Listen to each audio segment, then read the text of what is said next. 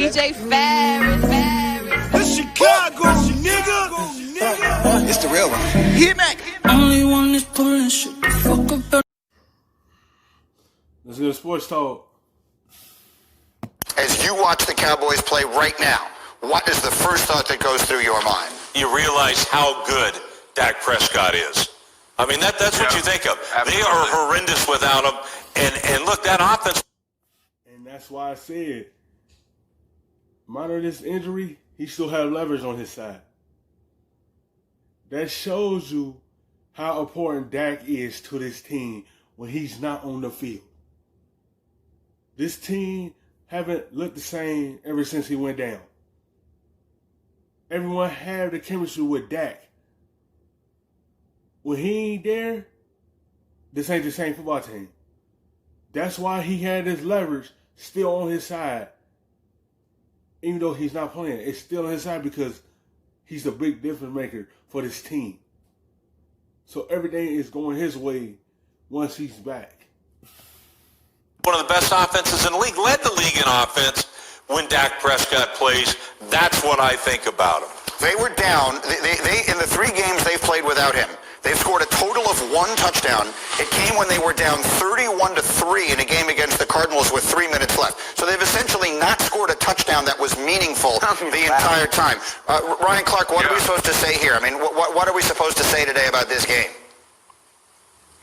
That you understand that this is 2 bad teams playing, but one reason why it's bad is because the best player, the best leader, the best person in an entire organization is no longer a part of the team, and the team is falling apart, and that's the Dallas Cowboys. When you look at these 2 teams, the relationships between their quarterbacks are totally different. The relationship between Carson Wentz and the Philadelphia Eagles is a very toxic relationship. It's like being in a relationship with Future, the rapper, right? You think it's going to go really well for most of the time, but you're going back and forth because you're trying to figure out, do I love him or do I hate him? That's where Carson Wentz is. That's where he's bringing Dan every day. He throws Dan away, and then he throws the fishing pole out, hooks him again, and brings him back in. But he's doing that to the fans, and he's... Carson Wentz had to figure out to protect the football a lot more. That's what's hurting him this year. Like, he still could get this team winning and get to the playoffs, but it's just his lack of turnovers he need to cut down on. That's what put him in a bad position. They still believe in him because he can still have them win games and get to a playoff and potentially deep, but it's just up to him to cut it down. If he don't cut the turnovers down, they'll cut that screen on him. He have to protect that. I understand he don't have all his players on the field. I understand that he have the injuries. You had to overcome that like you did last season. But this year, he haven't protected the football very well. Doing that to the organization. But on the other side, you got your lifer. On the other side, you got the one that you need to marry. That's going to be a ride or die. That's going to show up every single day, and that's going to make everything about your life better. The Dallas Cowboys are terrible. They're abysmal. They're hot trash. Straight up burning garbage. But Dak Prescott made them interesting every week. Dak Prescott made a team compete. Dak Prescott showed a team that they could be in every game because of who he was as a player and a man. That's not what we see right now between these 2 teams. And I really don't want to see either one of them play a playoff game the way that they're playing now.